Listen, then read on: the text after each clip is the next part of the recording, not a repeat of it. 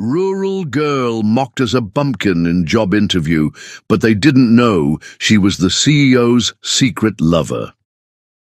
Hi, my beautiful family. Welcome back to Mr. Peter Stories. Before we step into today's story, I want to take a sacred moment, not just to greet you, but to reach into your heart and ask, how are you truly? How is your soul holding up? How is your health, your peace of mind, your family? Have you been resting, eating, smiling, even just a little? I ask because I love you, and not in passing, but with depth, with care, with all that I am. You are more than a voice in the crowd. You are the warmth behind this channel, the love in every line I write. Without you, none of this has meaning. You've been my silent strength, my inspiration, my reason to keep going, even when the days felt dark. And I need you to know, I see you. I feel you. I cherish you. If you're walking through a valley right now, facing battles no one sees, please remember, you are not alone. I'm here. We are here. This is a family built on love, and I will always, always hold space for you. Now I ask, with all my heart, who is still here?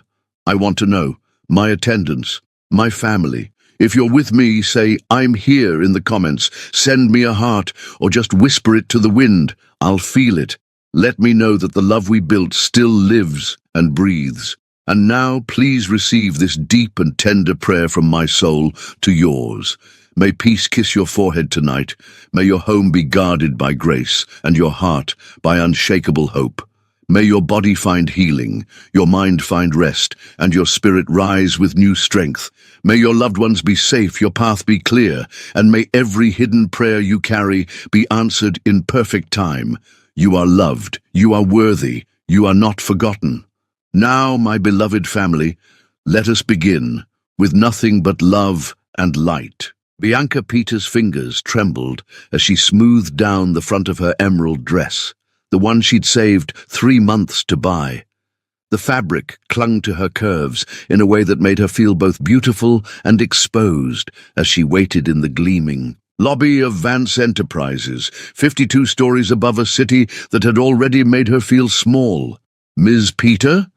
A sleek receptionist with glass-sharp cheekbones called her name. The committee will see you now. Bianca took a steadying breath, clutching her portfolio. Inside were the agricultural research papers that had earned her summa cum laude honors, research that could revolutionize sustainable farming and had secured her this coveted interview at the most prestigious agricultural technology company in the country. The boardroom doors opened to reveal 5 executives, all men in identical charcoal suits, seated around a mahogany table that probably cost more than her family's entire farmhouse. Ms. Peter, please sit. The oldest executive gestured without looking up from her resume. Bianca settled into the chair, her back straight, chin high, the posture her mama had taught her when facing difficult situations. Thank you for this opportunity, gentlemen. I'm eager to discuss how my research in sustainable crop rotation could benefit Vance Enterprises' mission. The youngest executive smirked. You've got quite the unique background. Tell us, do people actually go to college where you're from, or was yours the first acceptance letter the town had seen? Heat rushed to Bianca's cheeks, but she maintained her composure. Clayton State University has an excellent agricultural program, sir. My thesis on drought-resistant crop development received recognition from, I'm sure it was very impressive by rural standards, interrupted another executive, his voice dripping with condescension. But Vance Enterprises operates on a global scale. The room seemed to close in around her as they continued, their questions becoming increasingly pointed. That accent, quite charming. Very country. Do they have computers on your family farm, or did you have to learn typing on this? Trip to the big city? Your dress is colorful. Is that what passes for professional attire in, where was it? Little Creek. Bianca's throat tightened with each barb, but she refused to give them the satisfaction of seeing her crumble. Instead, she answered each question with dignity, redirecting the conversation back to her qualifications whenever possible. What Bianca didn't know was that Andrew Vance, 33-year-old CEO and heir to the Vance empire, was observing the interview through the one-way glass that lined the back wall of the boardroom. It was something he rarely did, usually trusting his executives to scout the best talent. But something about this candidate's resume had caught his attention. As the mockery continued, Andrew's jaw clenched. He'd built Vance Enterprises into a company that championed innovation, not this old boys club attitude he was witnessing. But it wasn't just professional disapproval that stirred within him. It was her. Even under the harsh fluorescent lights, Bianca Peter radiated quiet determination. Her smooth, dark skin seemed to glow with inner light, and when she spoke about agricultural sustainability, her eyes sparked with passion that made Andrew's breath catch. Despite the executive's cruelty, she maintained her composure with a grace that made the men across from her look increasingly petty. "One last question, Ms. Peter," said the head executive with a smirk. "Our company cultivates excellence from the ground up. Given your background, what makes you think you belong in our soil?" Bianca set down her pen, meeting his gaze directly. "Sir, I grew up understanding that the richest soil often looks like plain dirt to the untrained eye. My background, as you call it, taught me that genuine growth requires both innovation and respect for tradition, something I believed Vance Enterprises valued." Andrew felt something stir in his chest at her words. Admiration certainly, but something else too, something he hadn't felt in years of boardrooms and business deals. "Well, that's all very poetic," laughed one executive. "Maybe you should have applied to the marketing department instead. They love pretty words with no substance." "Thank you for your time, Ms. Peter," the head executive said, already shuffling her resume to the bottom of his pile. "We'll be in touch." The dismissal was clear. With graceful movements that belied her inner turmoil, Bianca gathered her portfolio, thanked them with remarkable poise, and walked out with her head high. As the door closed behind her, Andrew watched through the glass as her shoulders finally slumped. The mask of composure cracked, revealing a flash of pain that twisted something in his chest. "Gentlemen," he said, pressing the intercom button. "My office, now." 10 minutes later, Andrew paced before the same executives who had just torn apart Bianca Peter's confidence. "Explain to me how mocking a candidate's background constitutes proper interview protocol," he demanded, his voice dangerously quiet. "Sir, we were merely testing her resilience," the youngest executive stammered. "This industry requires thick skin." "What I witnessed wasn't testing resilience," Andrew cut in. "It was elitism at its worst. Did any of you bother to read her actual research?" Silence fell across the room. "As I suspected." Andrew stopped pacing, fixing them with a cold stare. "That country bumpkin you just humiliated, graduated top of her class. Her innovative approaches to drought resistance could revolutionize our sustainability division." "With all due respect, sir," the head executive interjected, "her credentials looked impressive on paper, but she's clearly not Vance material. She wouldn't fit our culture." "Perhaps it's our culture that needs reassessment," Andrew replied, his mind still filled with the image of Bianca's dignified responses amidst their cruelty. "I expect better from this company, from all of you." After dismissing them with a warning, Andrew found himself drawn to his office window, gazing down at the bustling street below. Somewhere in that sea of people was Bianca Peter, likely fighting back tears as she navigated a city that had just reinforced every prejudice about urban elitism. He should let it go. He had a company to run, board meetings to prepare for, yet all he could think about was the flash of hurt in those expressive eyes when the executives had mocked her home. Before he could second-guess himself, Andrew grabbed his jacket. "Cancel my afternoon," he told his surprised assistant. "Something important came up." As the elevator descended, Andrew couldn't explain the pull he felt toward this stranger. All he knew was that for the first time in years, someone had awakened a part of him he'd forgotten existed beneath the weight of the Vance name. He just needed to find her. Chapter 2. Rain-soaked meeting. The first fat raindrop hit Bianca's cheek as she stepped out of the Vance Enterprises building, mingling with the tear she'd finally allowed to escape. By the time she'd walked half a block, the sky had opened completely, drenching her in seconds. Perfect. Even the weather was conspiring against her. She ducked under the awning of a small cafe, watching her dreams wash away down the storm drain along with her makeup. The emerald dress, her investment in a future that now seemed laughable, clung to her body, soaked and ruined. "Excuse me," a deep voice said behind her. "You look like you could use this."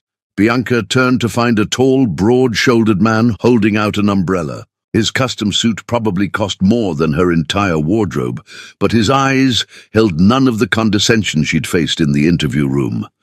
Instead, they were a striking blue-green, the color of deep water, and crinkled slightly at the corners, as if he smiled often. "I'm fine, thank you," she replied automatically, pride making her voice stiffer than intended. "Are you?" he asked, his gaze too perceptive. "Because from where I'm standing, you look like you're having about as good a day as I am." He extended the umbrella again.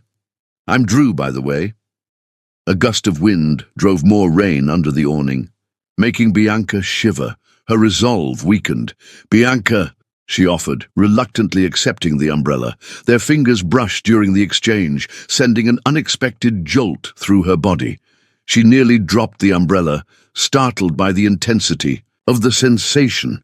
"Nice to meet you, Bianca," he said, his voice somehow softer.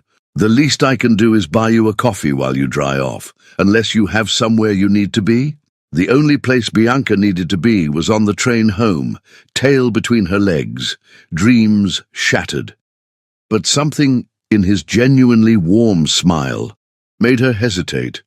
"One coffee," she agreed, surprising herself, "but I'm buying my own." Drew chuckled, a rich sound that seemed to vibrate in the air between them. "I figured you might say that.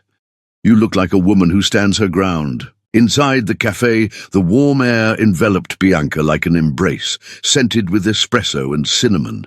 She chose a small table near the window while Drew ordered. When he returned with their drinks, she noticed he'd removed his suit jacket, revealing a crisp white shirt that stretched across broad shoulders. "So," he said, sliding her latte across the table, "what brings you to the city? You don't strike me as a local." Bianca wrapped her cold fingers around the warm ceramic, debating how much to share with this stranger. Something about his attentive gaze made her want to open up in a way that surprised her. "An interview," she admitted finally. "A spectacular disaster of an interview, actually." "I'm sorry to hear that." His expression seemed genuinely sympathetic. "Their loss, I'd say. You don't even know my qualifications," she laughed, though it came out more bitter than intended. "I know enough," he replied, his eyes never leaving hers. "I can see intelligence in your eyes, and determination. Those are rarer qualities than you might think." Bianca felt warmth creep into her cheeks that had nothing to do with the coffee. "I have a degree in agricultural science," she said. "Sustainable farming practices. I thought I could make a difference." "You still can," Drew said. Something in his voice made her believe him, at least for a moment. "Just because one door closed doesn't mean there aren't others." The conversation flowed easily after that. Drew asked questions about her research, showing genuine interest in her ideas. He didn't once interrupt or talk down to her, something Bianca wasn't used to in professional settings. When she spoke about her family's farm, he leaned forward, truly listening. "So the technique essentially mimics natural ecosystems?" he asked after she'd explained her approach to drought resistance. "Exactly." Bianca felt her passion reigniting. "Traditional farming methods often work against nature, but if we can work with ecological systems, we can create sustainable—" She stopped suddenly, embarrassed by her enthusiasm. "Sorry, I get carried away talking about this." "Don't apologize," Drew said, reaching across the table. His fingers hovered near hers, not quite touching, but close enough that she could feel the heat radiating from his skin. It's refreshing to hear someone speak with such passion. Outside, the rain had stopped, but neither made a move to leave. One coffee turned into two, then a shared slice of chocolate cake. Bianca found herself laughing at Drew's stories, forgetting the humiliation of the morning. He never mentioned what he did for work, and she didn't ask, content in this bubble where credentials and backgrounds didn't matter. As afternoon faded into evening, Bianca realized with a start that she'd missed her train home. "I should go," she said reluctantly. "I need to find a hotel for tonight." "Let me help," Drew offered immediately. "I know this city well." He helped her find an affordable hotel just 3 blocks away, insisting on walking her there under the shared umbrella. Their bodies brushed occasionally, each contact sending a flutter through Bianca's stomach. At the hotel entrance, an awkward silence fell between them. Bianca realized she didn't want this unexpected connection to end. "Thank you," she said softly, "for turning around a terrible day." Drew's smile made her heart skip. The pleasure was entirely mine. He hesitated, then pulled a business card from his wallet. "I'd like to see you again before you leave the city, if you're interested." Their fingers brushed again as she took the card, and this time neither pulled away quickly. The contact lingered, deliberate and charged with unspoken attraction. "I'd like that," Bianca admitted, surprising herself with her boldness. As she watched him walk away, Bianca realized he hadn't given her a last name. The business card in her hand simply read Drew with a phone number. No company, no position, no credentials, just a name. And somehow that felt right. For the first time since arriving in the city, she'd been seen as just Bianca. Not a country girl, not an agricultural scientist, just herself. In her hotel room, Bianca slipped the card into her wallet, a smile playing on her lips. Perhaps tomorrow wouldn't be just about crawling home in defeat after all. What she couldn't know was that across town, Andrew Vance sat in his penthouse, staring at the phone number he'd scrawled on a simple card. The first time in years he'd given anyone his personal number rather than routing them through assistants and secretaries. He'd told her to call him Drew, a nickname no one had used since college. For one rain-soaked afternoon, he'd escaped the weight of being Andrew Vance, CEO, heir, figurehead.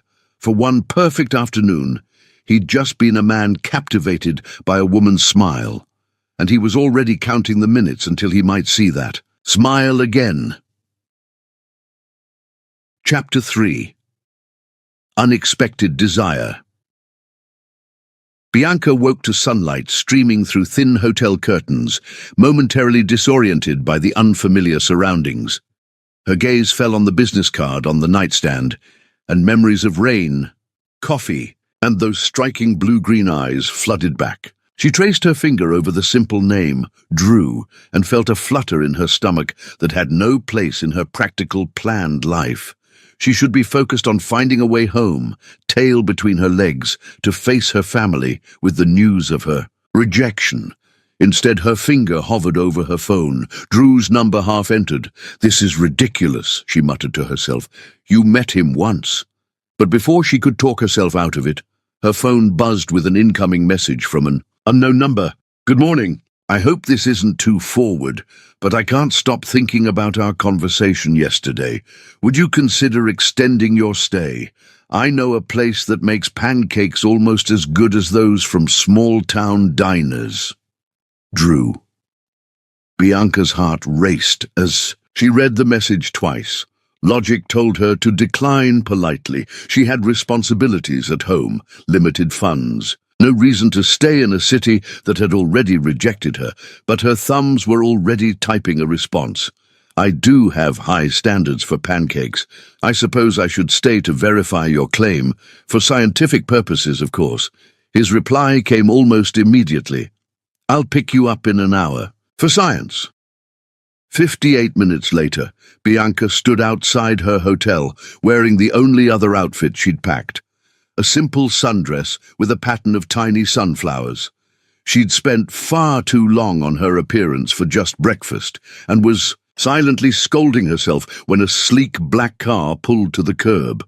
Drew stepped out, looking unfairly handsome in dark jeans and a light blue button-down that made his eyes even more striking. For a moment, they simply looked at each other, an electric current seeming to connect them across the sidewalk.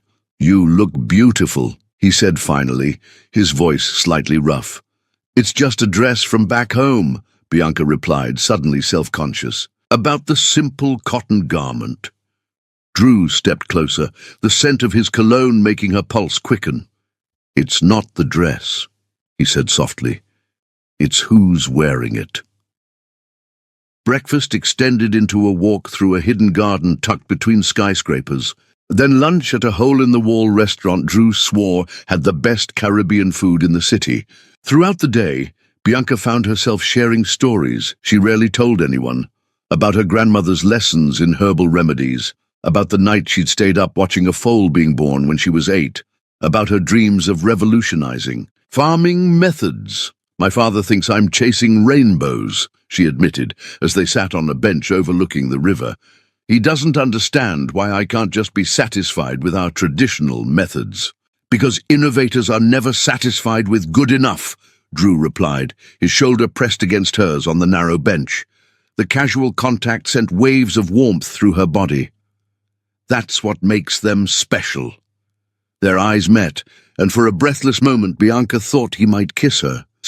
Instead, Drew reached out and tucked a strand of hair behind her ear, his fingertips lingering against her cheek. "I should be honest with you," he said, his expression suddenly serious. "I work at Vance Enterprises." Bianca stiffened. "You do?" "I'm not involved in hiring," he added quickly. "But when I heard how they treated you in that interview—" He stopped himself. "It's inexcusable. That's not what the company should stand for. You heard about my interview?" Embarrassment flooded through her. "People talk," Drew said vaguely. "But that's not why I approached you yesterday. When I saw you in that cafe—" He looked away, then back at her with an intensity that made her breath catch. "I just knew I needed to meet you." The revelation that he worked for Vance should have dampened Bianca's growing feelings, but something in his earnest expression made her believe him. "I should be on a train home," she admitted. "I can't afford another night at the hotel." "Stay," Drew said, his hand finding hers on the bench between them. His touch sent electricity racing up her arm. "I mean, there's a corporate apartment building Vance keeps for visiting executives. Most units are empty right now. I could arrange for you to use one. No strings attached," he added quickly. "Just give the city another chance?" Logic told Bianca to decline, but the thought of returning to Little Creek without experiencing more of whatever this connection was between them felt unbearable. "Okay," she whispered. "A few more days." Those few days turned into a week of discovery, both of the city and each other. Each morning Drew would message with a new adventure planned. Each evening they would linger longer before saying goodnight, the air between them growing heavier with unspoken desire. On the 5th night, they found themselves on the rooftop terrace of the corporate apartment building. The city lights spread. Before them, like fallen stars, Drew had brought dinner, a picnic of foods from all the places they'd visited together that week. "Did you know," Bianca said, her head resting against his shoulder as they sat side by side on a cushioned bench, "that in sunflower fields all the flowers turn to face each other on cloudy days when they can't see the sun? They find light in each other," Drew murmured, his arm around her shoulders pulling her closer. "Exactly." She turned to face him, their faces now inches apart. "That's what you've been for me this week. Light when I thought there was only rejection." Confession hung in the air between them, more intimate than anything she'd shared before. Drew's gaze dropped to her lips, then back to her eyes, asking a silent question. Bianca answered by leaning forward, eliminating the space between them. Their first kiss was gentle, exploratory, his lips warm and soft against hers.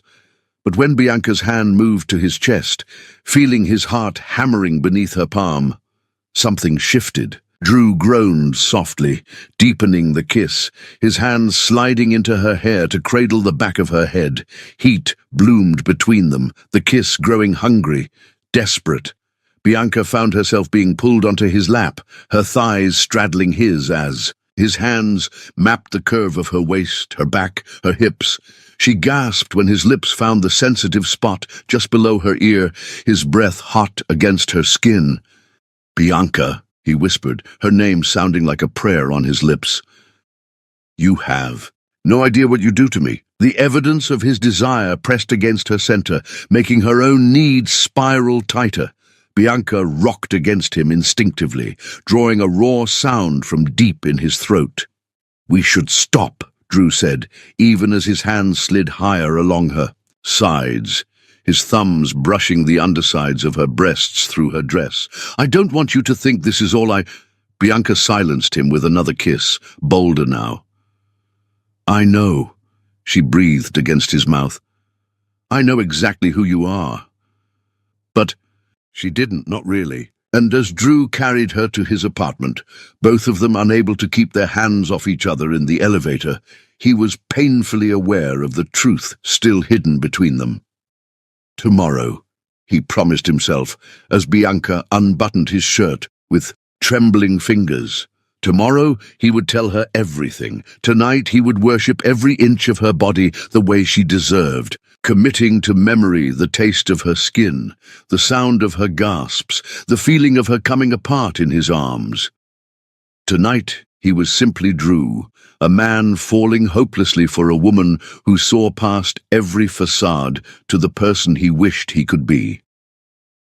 The secret of his true identity hung over him like a storm cloud on the horizon. But as Bianca whispered his name, the wrong name, against his lips, Andrew Vance knew with absolute certainty that he was already in too deep to turn back. Chapter 4. Betrayal. Bianca woke to sunlight streaming across unfamiliar sheets, and the ghost of kisses still tingling on her skin. For a moment, she simply breathed in Drew's scent from the pillow beside her.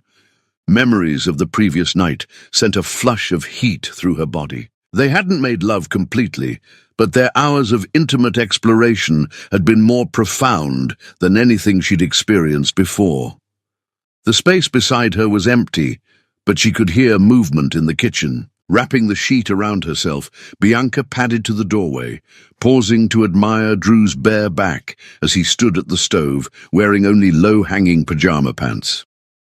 The muscles shifted beneath his skin as he flipped pancakes, and Bianca felt a surge of desire so strong it left her breathless.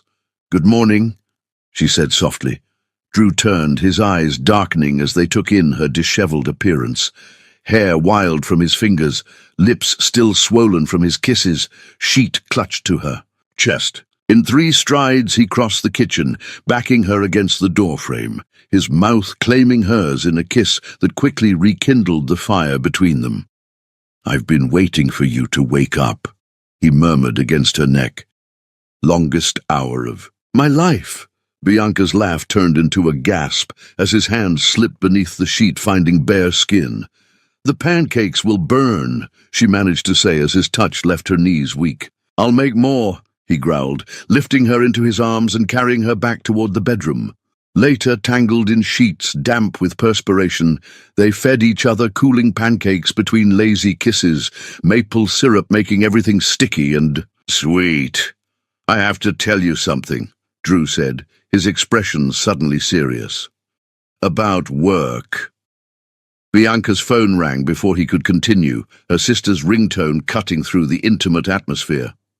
Excusing herself, she took the call in the bathroom, quickly learning that her father had fired their farm manager after a heated argument about outdated techniques. Now they were short-handed during a critical planting period. "I'll catch a train home this afternoon," Bianca promised, guilt washing over her. She'd been lost in this fantasy with Drew while her family struggled. When she emerged, Drew was fully dressed, his expression unreadable. "Everything okay?" "I have to go home," she explained, gathering her scattered clothes. "Family emergency." "Let me drive you," he offered immediately. "I can have you there in half the time a train would take." Bianca hesitated, the division between her worlds suddenly stark. Drew belonged to gleaming skyscrapers and sophisticated restaurants, not dusty back roads and farmhouses in need of paint. "You don't have to do that." "I want to," he insisted, taking her hands in his. "Bianca, what I was trying to say earlier, there's something you should know about me before—" Her phone rang again, this time the tone she'd set for potential employers. Her heart leapt. "I'm sorry I have to take this." The female voice on the other end was crisp and professional. "Ms. Peter, this is Catherine Morris from Vance Enterprises. I'm calling to offer you the position of research developer in our sustainability division." Bianca's knees weakened. She sank onto the edge of the bed, aware of Drew watching her intently. There must be some mistake. My interview didn't go well." "There's no mistake," the woman assured her. "The position reports directly to Mr. Vance himself. He was quite impressed with your credentials and innovative approach. Can you start Monday?" "Yes," Bianca managed, her mind spinning. "Yes, I can." After hanging up, she turned to Drew, who was smiling, though something in his expression seemed strained. "Good news. The best," she breathed. "Vance Enterprises just offered me a position. I don't understand. The interview was a disaster." Drew cleared his throat. "That's actually what I wanted to talk to you about. I may have mentioned your qualifications to someone in HR." Bianca's joy faltered. "You went behind my back?" "Not exactly. I just made sure the right people saw your research." He stepped toward her, taking her hands. "You deserved that position on merit alone, Bianca. I just helped clear the obstacles." She wanted to be angry at his interference, but the joy of having her dreams within reach again overwhelmed her. "I still need to go home for a few days to help my family, but I can start Monday." "Perfect," Drew said, bringing her hands to his lips. "I'll drive you home today and pick you up Sunday evening." The drive to Little Creek took 3 hours, during which Bianca alternated between excitement about her new position and concern for her family's situation. Drew listened attentively, asking thoughtful questions about both agricultural challenges and her childhood memories as they passed familiar landmarks. When they finally turned onto the long dirt drive leading to the Peter family farm, Bianca felt a flutter of nervousness. Two worlds were colliding, her rural roots and this sophisticated man who had captured her heart in less than a week. "This is home," she said, as the weathered farmhouse came into view. "Not exactly what you're used to, I'm afraid." Drew surprised her by lifting her hand to his lips. "It's beautiful, honest, like you." Before she could respond, her younger sister Jasmine burst through the screen door, followed by their father, whose weathered face showed surprise at the luxury car now parked in his driveway. The next hours passed in a blur of introductions and explanations. Bianca announced her new position to her family's delight. Drew charmed them all, especially when he rolled up his sleeves to help her father with a broken tractor, showing surprising mechanical knowledge for a city boy, as Jasmine whispered to Bianca. As sunset painted the sky in shades of gold and pink, Drew reluctantly prepared to leave, promising to return Sunday. Bianca walked him to his car, suddenly reluctant to let him go. "Thank you," she said softly, "for everything." Drew cupped her face in his hands, his expression intense. "Bianca, I need to tell you something important about who I am." "Drew!" Jasmine called from the porch. "Dad wants to know if you'll stay for dinner." The moment broken, Drew sighed. "Sunday," he promised, kissing her deeply. "We'll talk then." The next 2 days passed quickly as Bianca helped her family catch up on planting.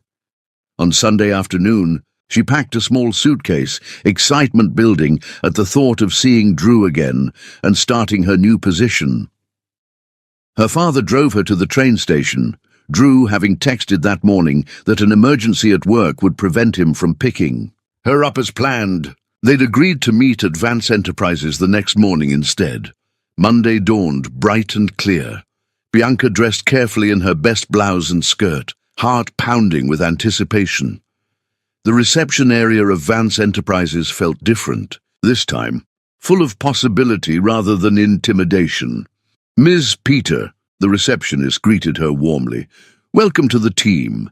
Please sign these forms, and I'll have someone show you to your office." As Bianca completed the paperwork, her gaze drifted to the wall behind the reception desk, where she hadn't noticed a portrait hanging before.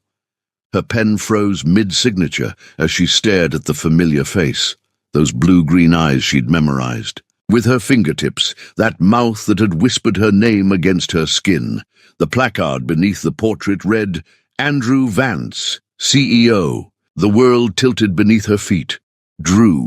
Andrew. The man she'd fallen for wasn't just an employee. He was the CEO. The man whose company had humiliated her. The man who had watched her interview and said nothing. The man who had pretended to be someone else while taking her into his bed. "Ms. Peter!" The receptionist's voice seemed to come from far away. "Are you all right? You've gone quite pale."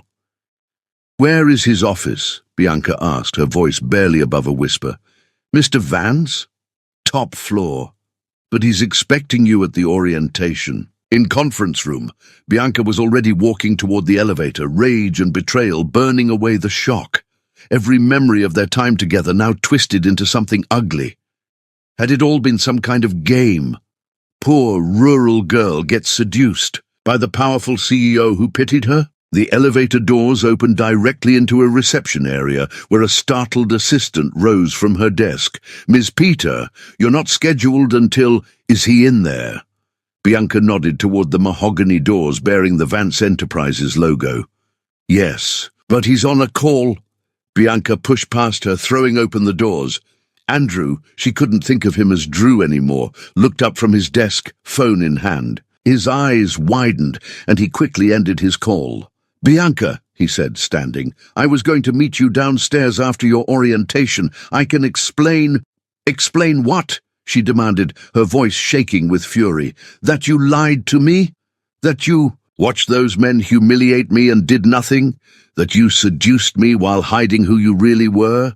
Andrew moved around his desk, reaching for her. "That's not how it was. I just wanted to know you without the complication of my position. Once I realized how I felt about you—" "How you felt?" Bianca stepped back, avoiding his touch. "You made me believe I earned this position. But it was pity, wasn't it? Poor country girl needed the great Andrew Vance to rescue her."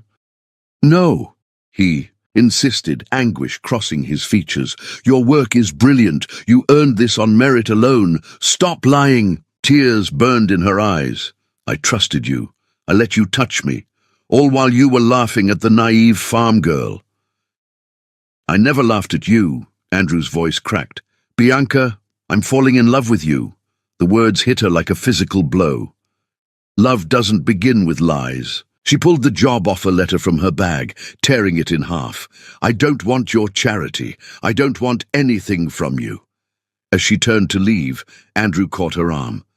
"Please," he whispered, "give me a chance to make this right." "For one heartbeat," Bianca wavered, the memory of their connection still raw and powerful.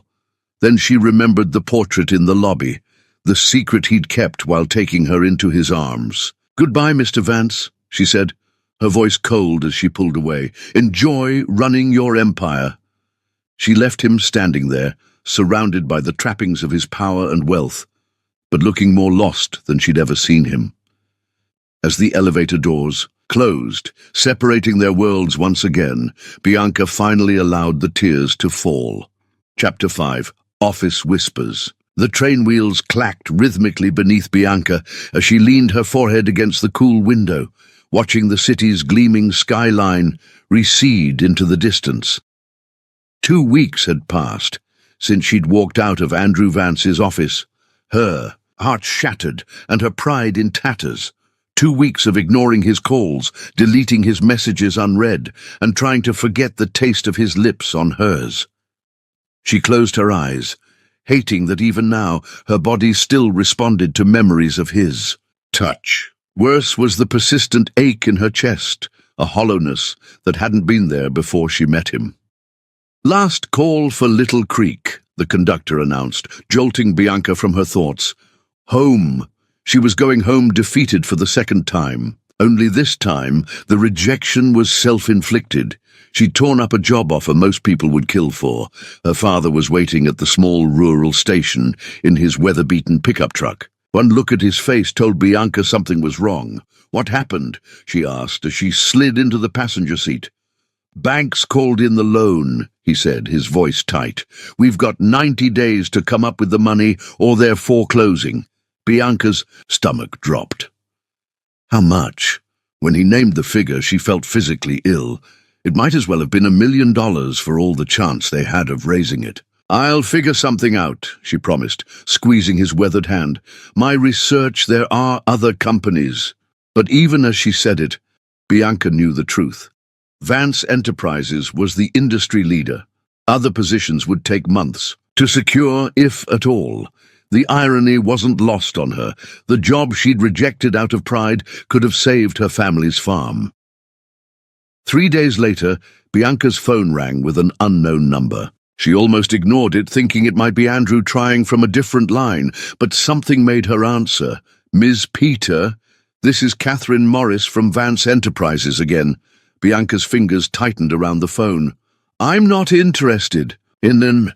Mr. Vance has nothing to do with this call," the woman interrupted smoothly.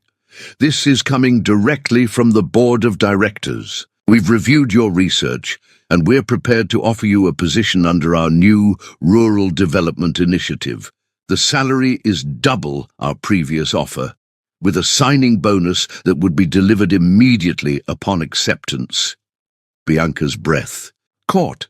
The amount Catherine named for the signing bonus would cover her family's loan with money to spare. "Why would the board want me specifically?" she asked suspiciously.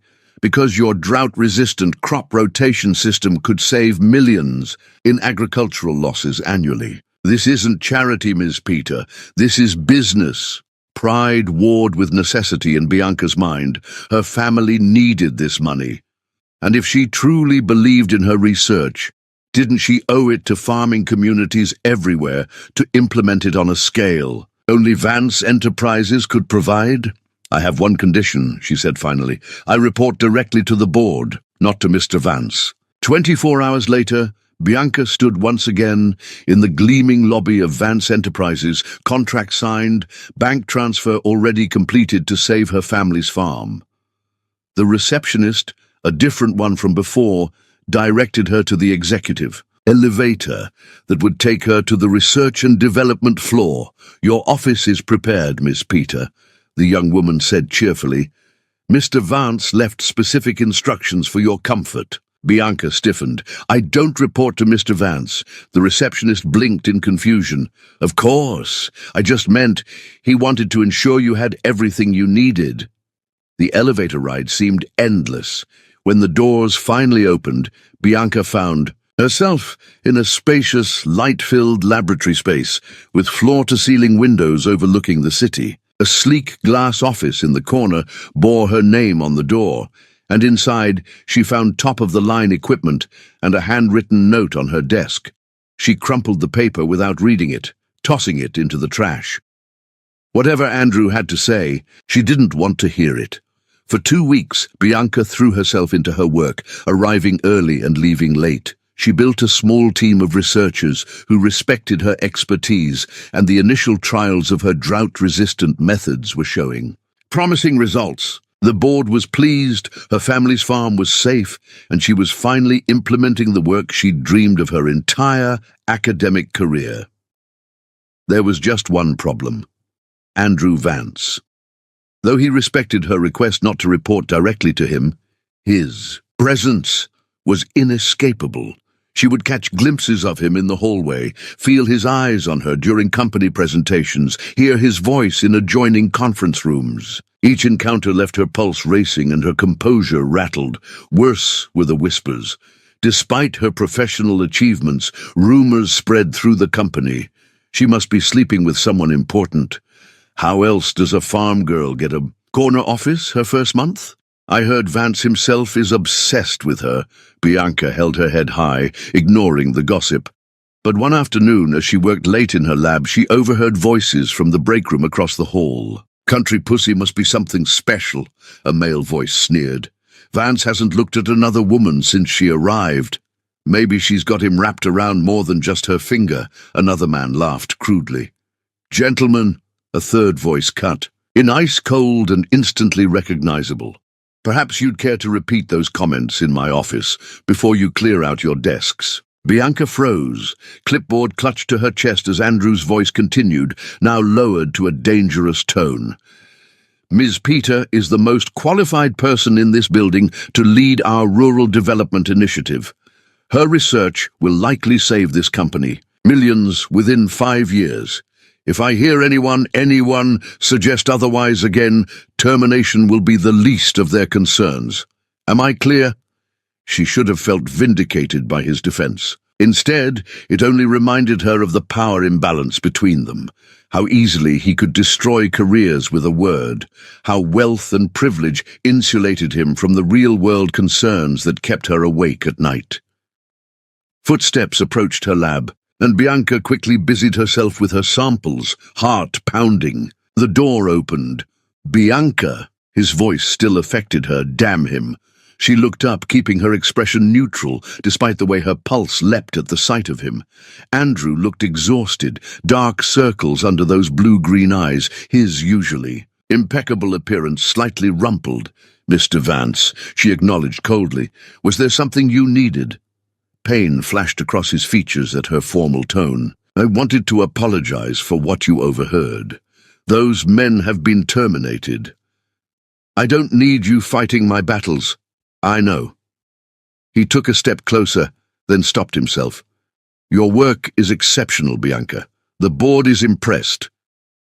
He ran a hand through his hair in a gesture so familiar it made her heart ache. "I miss you." The raw honesty in his voice nearly cracked her resolve. For a moment, Bianca remembered the man who had fed her pancakes in bed, who had listened to her dreams with genuine interest, who had looked at her like she was the most fascinating woman in the world. But then she remembered the lies. "Is there anything work-related you need, Mr. Vance?" she asked, proud of how steady her voice remained. Andrew's shoulders slumped slightly. "No, just—" He reached into his pocket and placed a small flash drive on her desk. "The initial field. Reports from Iowa, your drought-resistant rotation is outperforming traditional methods by 27%. Thought you'd want to see the data immediately." "Thank you," she said stiffly. He lingered a moment longer. "The company is having a fundraising gala this weekend. Key investors will be there. Your presence would be valuable in explaining the rural initiative." "Is that an order?" "Never," he said quietly. "Just a request. You're changing the future of sustainable agriculture, Bianca. People should know who's behind the innovation."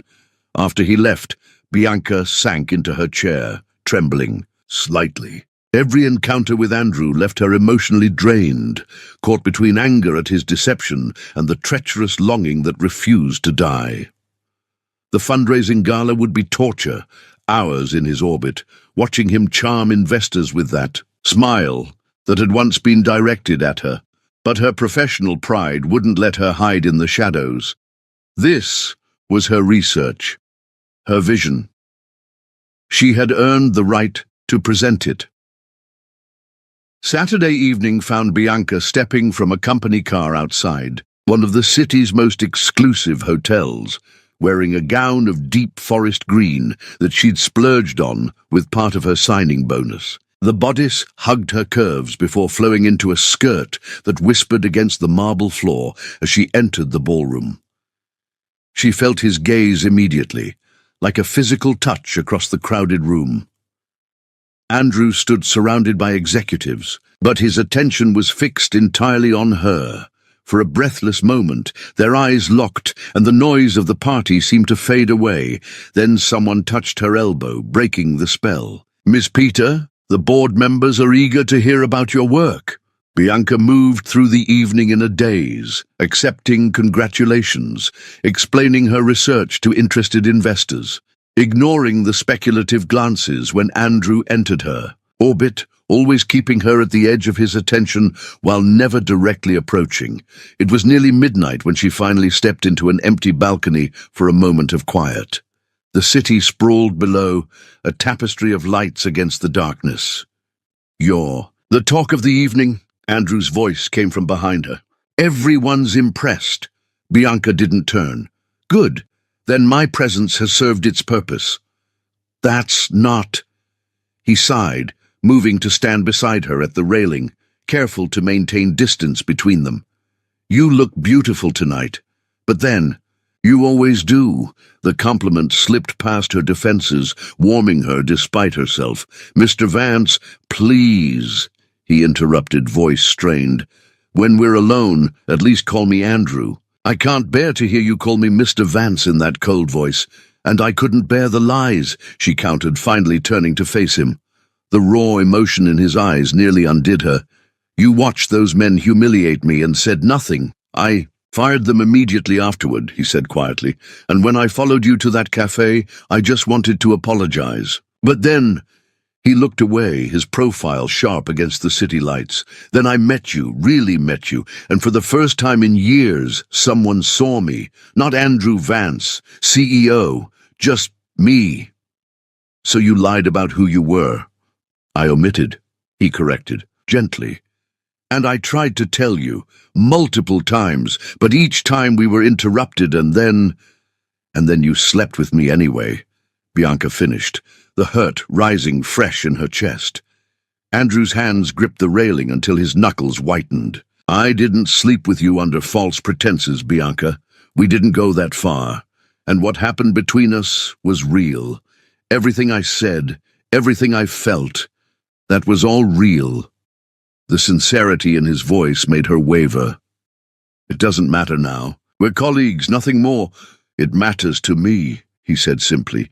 "You matter to me, more than anything has in a very long time." Before she could respond, the balcony doors opened and a board member stepped out. "Ah, there you are, Vance. The Johnsons are ready to commit to the European expansion. Oh, and Ms. Peter, your presentation was exceptional. You're a credit to this company." The moment shattered. Andrew's mask of professional courtesy slipped back into place, though his eyes remained fixed on Bianca's face a beat longer than necessary. "If you'll excuse me," he said softly, "duty calls." As he walked away, Bianca realized that despite her anger, despite her hurt, there was a part of her that still responded to him. A part that remembered lazy mornings and passionate kisses, deep conversations and genuine laughter. A part that wondered if perhaps there was more to the story than she had allowed herself to hear. Chapter 6. Midnight Confession.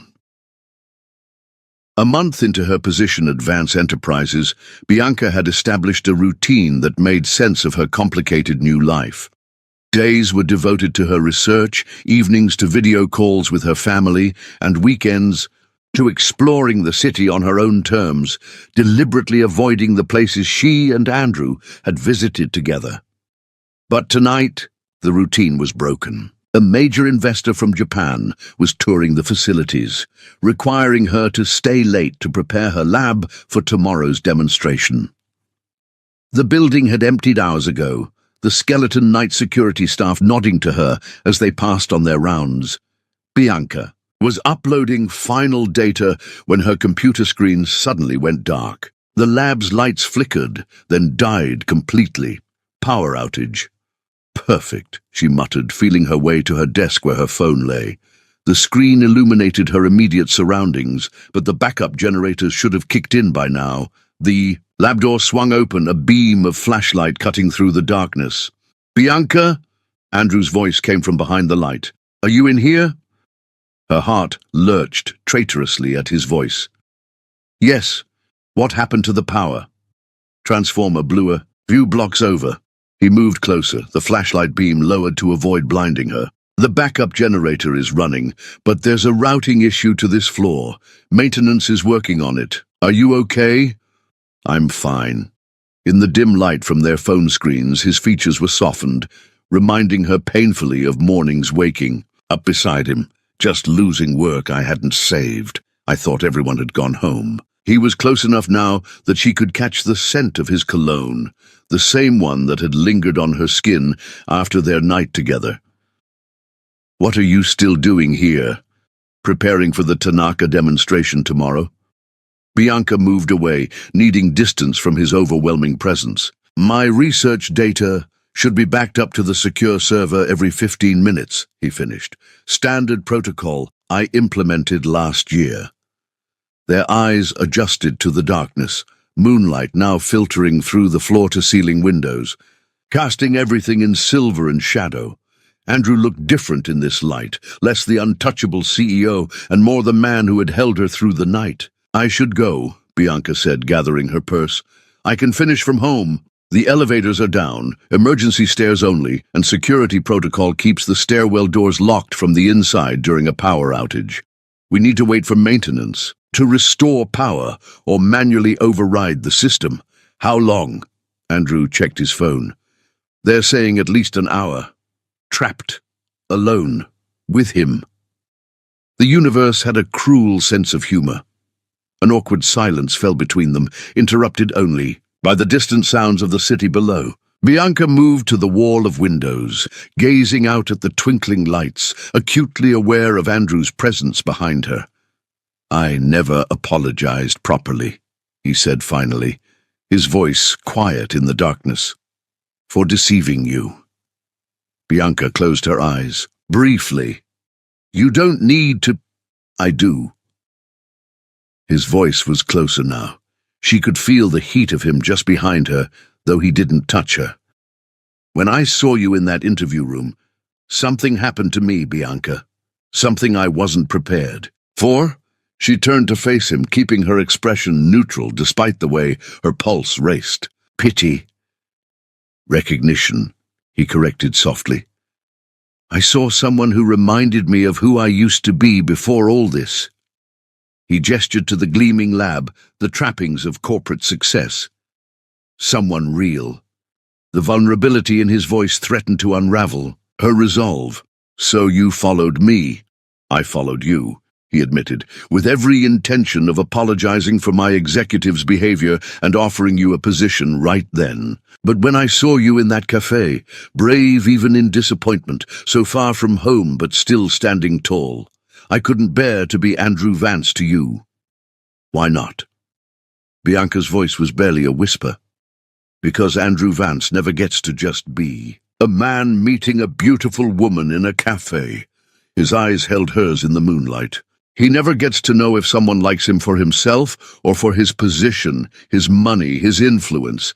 He never gets to fall in love based on connection alone." The word love hung in the air between them, charged and dangerous. "Those were the best days of my life," Andrew continued when she remained silent. "Just being Drew with you, seeing the city through your eyes, talking about dreams instead of quarterly projections." Bianca's resolve weakened at the raw honesty in his voice. "You still lied," I omitted, he corrected gently. "I never invented a false background or pretended to be someone I'm not. I just left out my last name." "A rather significant omission." "Yes." He ran a hand through his hair in that familiar gesture that always made him look younger, more vulnerable. "And I tried to tell you, that last morning, before your sister called. And again, before you discovered it on your own. I was a coward, Bianca, afraid of losing what we had, and in trying to protect it, I destroyed it instead." The silence stretched between them, filled with unspoken emotions. "I missed the company gala in Milan to be here tonight," Andrew said suddenly. "Did you know that?" Bianca blinked at the change of subject. "I know. Why?" "Because I knew you were preparing for the Tanaka presentation. Because I wanted to be here if you needed anything." His voice dropped lower. "Because every minute in this building when I know you're here, I can't focus on anything else." The confession stole her breath. "Andrew?" "I'm still falling in love with you, Bianca," he interrupted, the words tumbling out as if he couldn't contain them any longer. "Despite your anger, despite your coldness, despite everything, And I suspect I'll keep falling even if you never forgive me." The raw emotion in his voice cracked something open inside her, the protective shell she'd built around her heart since discovering his identity. Before she could respond, a rattling file cabinet across the room distracted them both. "I should check that," she said, grateful for the interruption as she hurried across the darkened lab. Her hand brushed a stack of folders, sending them cascading to the floor in a chaotic array of papers. "Damn it!" Andrew was beside her instantly, kneeling to help gather the scattered documents. Their hands collided as they reached for the same paper, and the contact sent electricity surging up her arm. Neither pulled away. In the moonlit darkness, time seemed suspended. Bianca could hear Andrew's breathing, slightly faster than normal, feel the warmth radiating from his body so close to hers. When she finally raised her eyes to his, the naked longing she saw there matched the ache in her own chest. "I've missed you," she whispered, the admission torn from somewhere deep inside her. It was all the permission he needed. Andrew's mouth found hers with unerring accuracy, the kiss desperate and hungry, months of tension igniting into flame. His hands tangled in her hair, cradling her head as though she were precious, irreplaceable. Bianca's resistance crumbled entirely. She clutched his shirt, pulling him closer, pouring all her confusion and hurt and lingering desire into the kiss. His body was so familiar, the broad shoulders under her palms, the firm chest pressed against hers, the taste of him exactly as she remembered. "Bianca," he groaned against her mouth, his voice reverent. "Tell me to stop. Tell me you don't want this." But she couldn't lie, not to him, not to herself. Instead, she pulled him down to the floor with her, papers forgotten, as they rediscovered each other in the silvery darkness. Her blouse came unbuttoned beneath his trembling fingers, his tie loosened by her eager hands. "I've dreamed about touching you again," Andrew confessed against her neck, his lips tracing a burning path across her collarbone. "Every night since you walked away." Bianca arched beneath him as his hand found her breast, thumbs circling the sensitive peak through delicate fabric. "I tried to hate you," she admitted, breathless. "I couldn't. Clothes were discarded in the darkness, inhibitions falling away with them. This time, there would be no interruptions, no half measures. Skin against skin, they came together on the floor of her lab, moonlight silvering their entwined bodies as they moved in perfect rhythm. "Look at me," Andrew whispered as they approached the edge together. "I want to see your eyes when you come apart in my arms." Bianca obeyed, holding his gaze as pleasure built to an unbearable crescendo. In that moment of perfect vulnerability, something profound passed between them. Something beyond physical connection, beyond words. Afterward, he cradled her against his chest on the floor, his suit jacket spread beneath them, her head tucked under his chin. Neither spoke, afraid to break the fragile peace they'd found. The lights flickered, then blazed to life, reality intruding on their private world. Bianca, tensed, suddenly aware of their surroundings, the corporate lab, the scattered papers, their discarded clothes. "Bianca," Andrew's voice was gentle as he felt her withdrawal. "This wasn't just physical for me. You know that, right?" She sat up, reaching for her blouse, suddenly shy. "I don't know what it was." "Yes, you do?" He caught her hand, bringing it to his lips. "You feel it too, this connection between us. It was there from the first moment." Before she could respond, her phone buzzed with an incoming call, her sister's ringtone.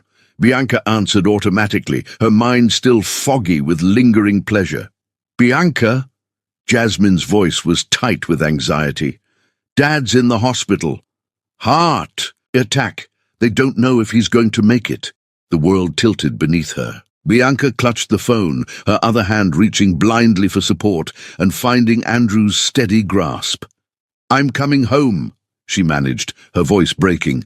"I'll be on the first train." "I'll drive you," Andrew said immediately, already gathering. "Their clothes. We can be there in half the time." In the chaos of dressing and racing to his car, there was no time to process what had happened between them. Bianca moved on autopilot, terror for her father overshadowing everything else. Andrew drove with focused intensity, pushing the limits of safety without frightening her further. Throughout the 3-hour journey, he held her hand across the console, a silent anchor in the storm of her fear. "He'll be all right," he murmured when tears slipped silently down her cheeks. "Your father is strong, like his daughter." The simple comfort of his presence was something Bianca couldn't deny she needed. Whatever complications existed between them, in this moment, she was grateful not to be alone. Chapter 7. Family Crisis. Dawn was breaking over the hills when Andrew's car pulled into the small, rural hospital parking lot. Bianca had spent the journey oscillating between numbing fear and fervent prayers, Andrew's hand a steady anchor in hers. Now, as the reality of her father's condition loomed before her, she hesitated, her hand on the car door. "What if I'm too late?" she whispered, voicing her deepest fear. Andrew turned in his seat, gently turning her face toward his. "You're here now. That's what matters." The quiet confidence in his voice steadied her. Bianca nodded, then rushed into the hospital, Andrew following close behind. The rural facility was a far cry from the gleaming medical centers of the city. Just one floor, faded linoleum, and fluorescent lights that cast everyone in a sickly pallor. Jasmine rose from a plastic chair in the waiting area, her eyes red-rimmed from crying. "Bianca!" She fell into her sister's arms. "They just took him for more tests. The doctor says it was a major heart attack." Her gaze shifted to Andrew, confusion momentarily overriding her distress.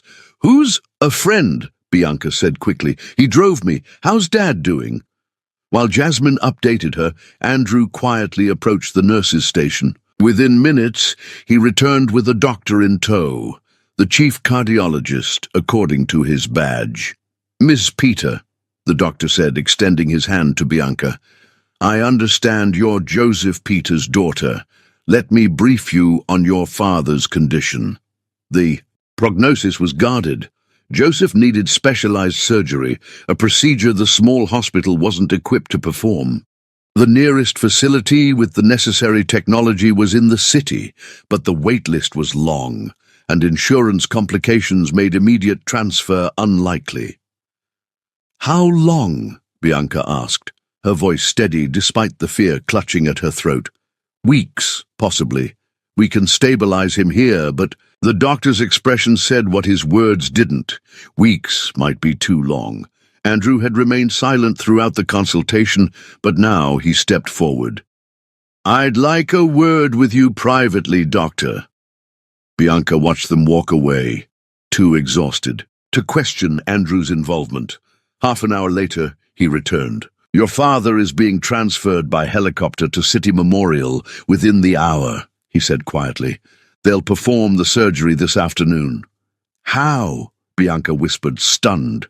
"The wait list, don't worry about that now." Andrew squeezed her hand. "Just be with your family.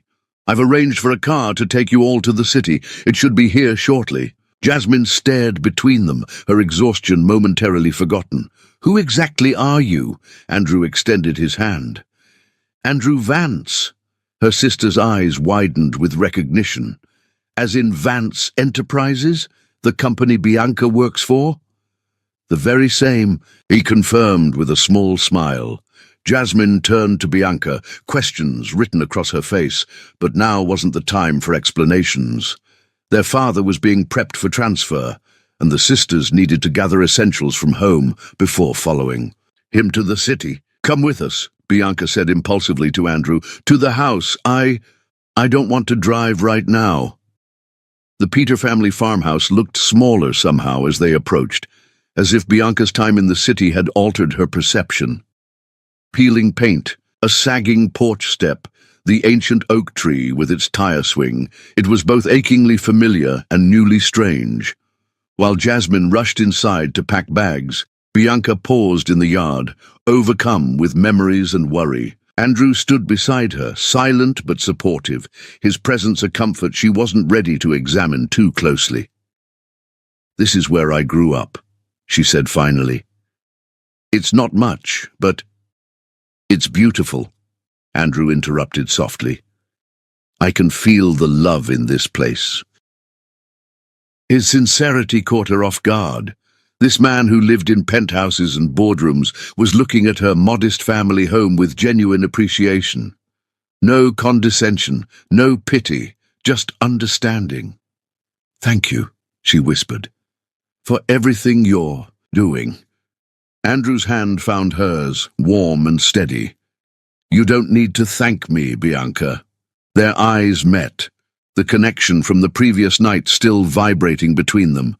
But before either could speak, the moment was shattered by a truck roaring. Up the driveway, tires spitting gravel.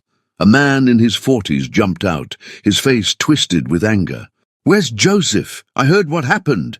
"Mr. Collins," Bianca acknowledged, recognizing her father's former farm manager, the one he'd fired. "Dad's being transferred to City Memorial for surgery." Collins sneered, his gaze shifting to Andrew, taking in the expensive clothes and city polish. "So you brought in outside help, huh? Rich boyfriend to the rescue?" "That's enough, Collins," Bianca said firmly. "This isn't the time." "Never is with you Peters," he spat. "Too proud to admit when you're wrong. Joseph fires me for trying to modernize, then nearly works himself to death.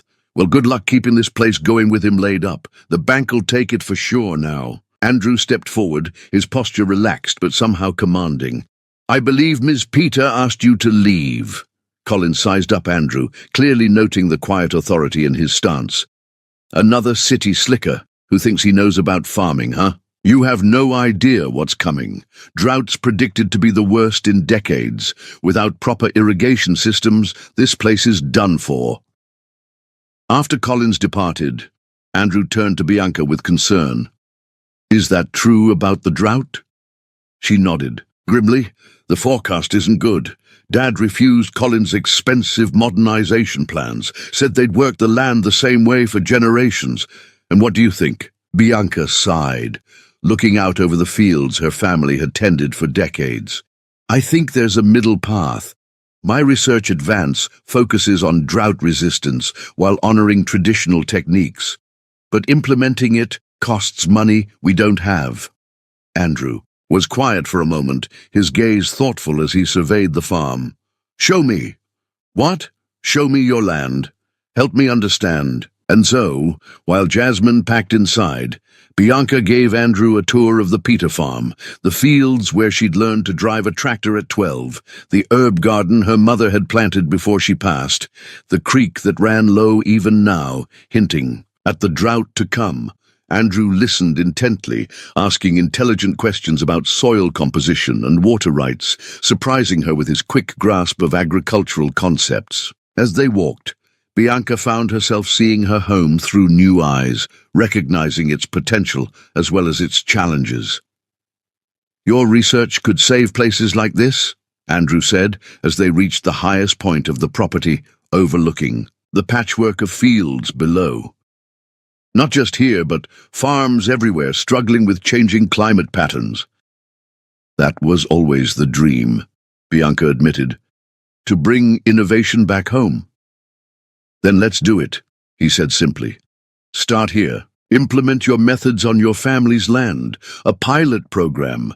Bianca stared at him. "But the cost. Consider Advanced Enterprises' investment in field testing." His expression was earnest, excited even. "This is exactly the real-world application. Your research needs to prove its viability." The proposition was tempting, a chance to save her family's farm while advancing her professional work. But wariness crept in. "Is this because of what happened between us last night?" she asked carefully. Andrew's expression sobered. "No, this is because your research has merit, because farms like this are the backbone of our food system." He stepped closer, his voice lowering. "What happened between us last night was beautiful, Bianca. But I would never use business to try to win your heart. That has to be separate." The sincerity in his eyes was unmistakable. Before she could respond, Jasmine called from the porch. Bags packed and ready to go. The next 72 hours passed in a blur of hospital corridors, surgical consultations, and cautious optimism. Joseph Peters' operation was successful, though recovery would be lengthy. Throughout it all, Andrew remained a steady presence, handling logistics so the sisters could focus on their father.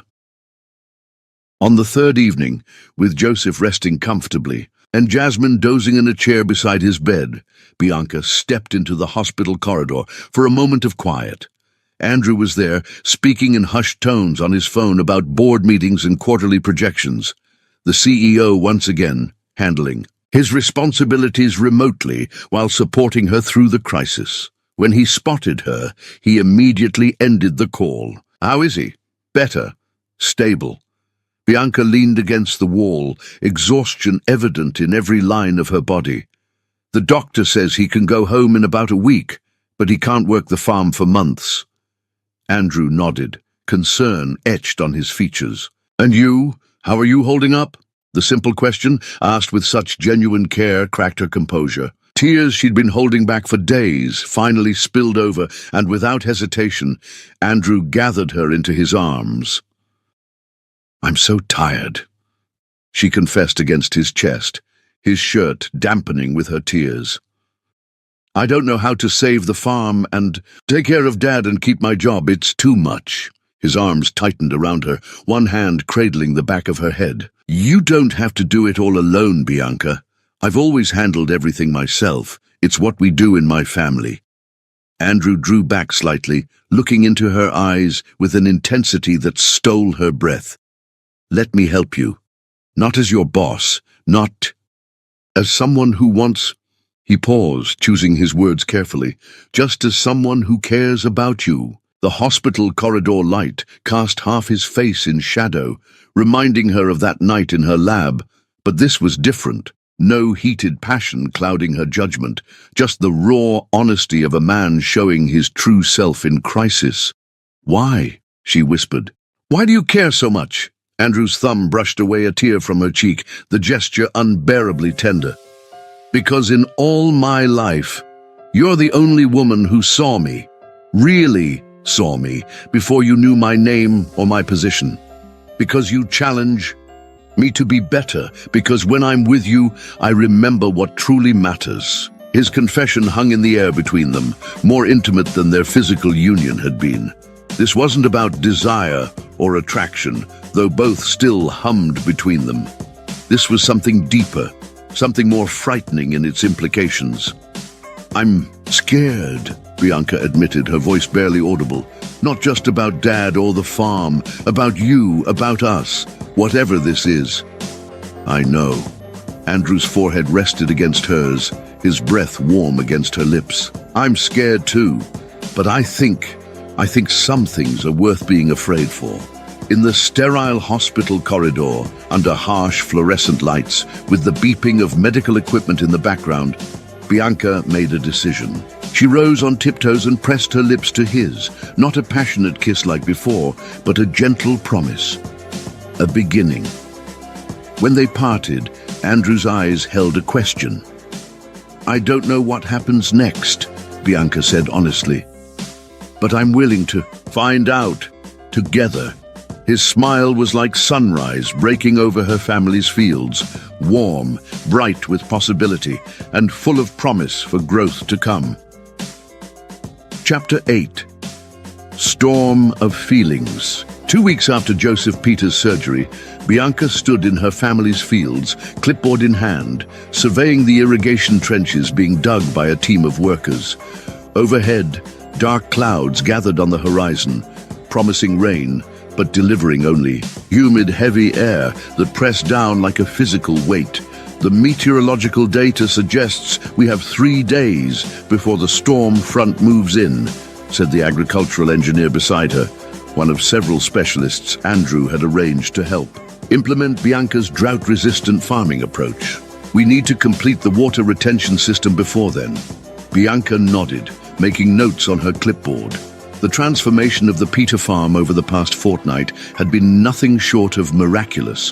Where once there had been failing crops and outdated methods, now stood the beginnings of an innovative system combining her research with practical application. All courtesy of Vance Enterprises' Rural Development Pilot Program, Andrew's elegant solution to helping her family without wounding their pride. Her father, still recovering at home under Jasmine's watchful eye, had initially resisted the changes.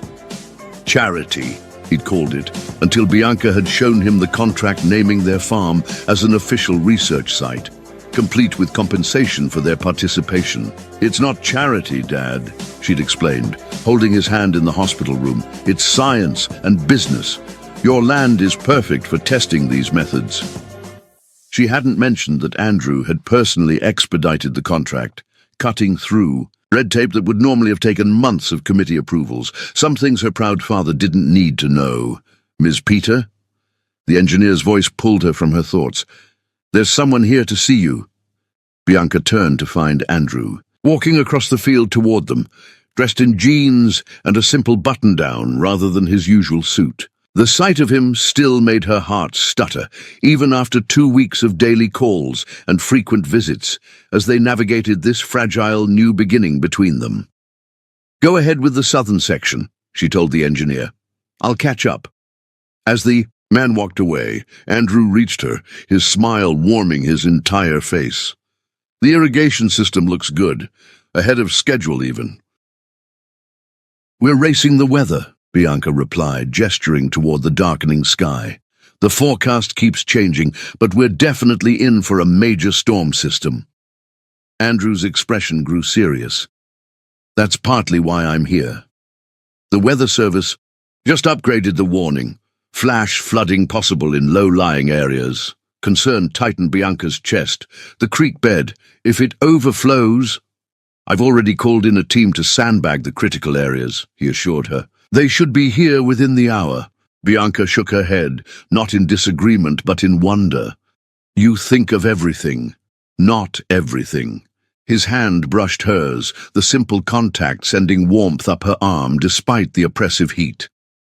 "I didn't. I think to bring lunch, and I'm starving." The casual admission that even Andrew Vance could forget something as basic as food made her laugh. "Come to the house.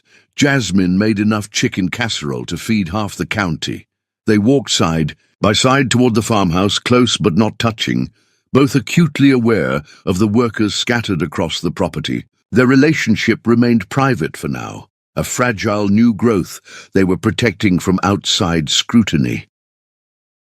Inside the kitchen, they found Joseph Peter sitting at the table, poring over the farm's financial records, despite doctor's orders to "Rest, Dad," Bianca chided gently. "You're supposed to be taking it easy." Joseph looked up, his weathered face brightening at the sight of his daughter, then growing more reserved as he noticed Andrew. Though he'd accepted the business arrangement, Joseph remained wary of the city executive who had taken such interest in their farm, and, Joseph suspected, in his daughter. "Mr. Vance," he acknowledged with a nod, "come to check on your investment?" "Just visiting," Andrew replied easily, seemingly unfazed by the older man's coolness. "And hoping to steal some of that casserole I've heard so much about." Jasmine bustled in from the pantry, breaking the tension with her cheerful presence. "You're just in time. I was about to call Bianca in for lunch anyway." The meal that followed was a study in contrasts, Jasmine chattering happily about the farm improvements, Joseph watching Andrew with cautious assessment, and Bianca caught between them, hyper-aware of Andrew's presence beside her at the table that had been her family's gathering place for generations. "These methods you're implementing," Joseph said suddenly, addressing Andrew directly. "They're really Bianca's research, aren't they? Not some corporate technique Vance Enterprises developed." Andrew set down his fork, meeting the older man's gaze with respect. "Absolutely. I recognized the genius of her approach immediately. All I did was provide resources to implement what she'd already created." Joseph's expression softened slightly. She always was the smartest of my children, even as a little girl, always asking why we did things certain ways, always looking for better methods. Dad, Bianca protested, embarrassed. It's true, Joseph continued, his voice gruff with pride. Got her mother's brains and my stubbornness. Dangerous combination. Andrew smiled, his eyes finding Bianca's across the table. I've noticed both. Qualities. They're quite compelling. The loaded word hung in the air, charged with meaning beyond professional admiration. Jasmine's gaze darted between them, a knowing smile playing on her lips, while Joseph's eyes narrowed slightly. Before the moment could grow more awkward, a loud knock came at the door. One of the field engineers stood on the porch, soaked despite the fact that it hadn't yet started raining. Miss Peter, Mr. Vance, the creek's rising fast. Something must have broken upstream. We need to move the equipment to higher ground immediately. The leisurely lunch forgotten, everyone sprang into action. Despite his weakened condition, Joseph insisted on helping coordinate from the house, using his lifetime of knowledge about the farm's topography to direct workers to the most vulnerable areas. Outside, the sky had darkened to an ominous greenish black, wind whipping through the trees with increasing fury. Bianca and Andrew raced to the fields, where workers scrambled to secure equipment and protect freshly installed irrigation systems. The eastern field is the lowest point, Bianca shouted over the rising wind. If the creek overflows its banks, I'll take a team there, Andrew called back. You focus on the seedlings we just planted. Bianca wanted to argue. The eastern field was the most dangerous area if flooding occurred, but there wasn't time. With a quick nod, she gathered several workers and headed for the vulnerable seedling beds they'd just established the day before. For the next 2 hours, they worked against the clock and the elements. The rain, when it finally came, didn't start. Gradually, but dropped like a wall of water, drenching everyone within seconds. Thunder cracked overhead, lightning illuminating the darkened landscape in stark flashes that revealed churning clouds and bending trees. By the time Bianca had secured tarps over the most vulnerable seedlings, her clothes were plastered to her. Skin and mud caked her boots, making each step a supreme effort. As she directed the last of her team toward the barn for shelter, she realized she hadn't seen Andrew in over an hour. Panic clawed at her throat. The eastern field, the creek. Fighting against the wind and driving rain, Bianca made her way toward the lowest part of the property. The normally placid creek had transformed into a roaring torrent, its banks already overflowed in several places. Through sheets of rain, she could make out figures struggling with sandbags, trying to divert the water from the fields.